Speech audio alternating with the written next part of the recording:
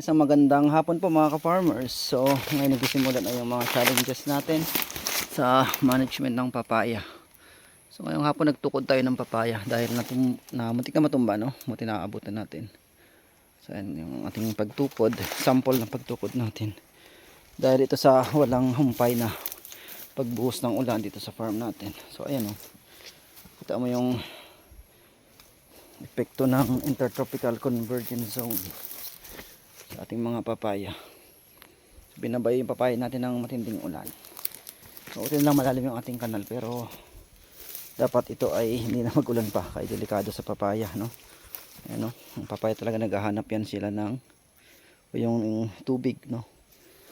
Naghahanap ng lagusan. So wala tayong exit ng tubig, kaya problema natin yung tubig dito ngayon.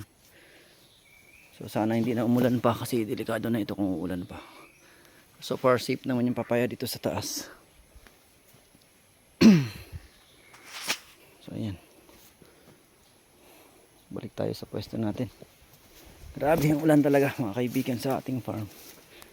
So ngayon naman nagpaplano tayo magtanim naman ng saging sa pagitan ng ating mga papaya.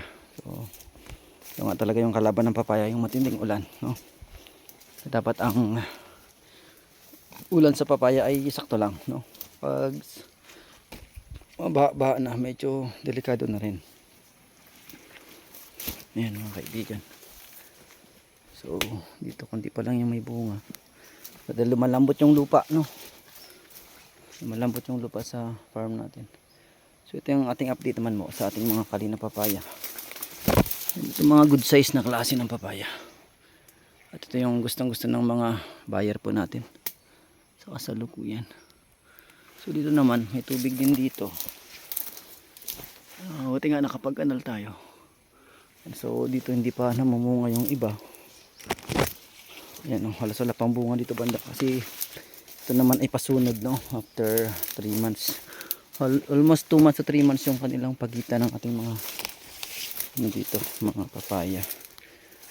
Kasi sinugal nga natin sa tagbagyo itong kabila. So wala pa naman bagyo. So ito yung update natin sa kalina papaya, oh. Grabing baba lang. So lapit na naman itong gumulang. So kung ganito lang sana mga kaibigan yung papaya natin, panalo. So ayan, so medyo malapad pa yung ating plantation dito mga kaibigan. So ayan pa yung ating mga updates sa ating papaya farm.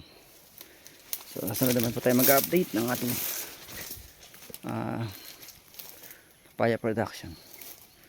So ayan po, maraming pong salamat sa inyong patuloy na pagsubaybay sa ating YouTube channel.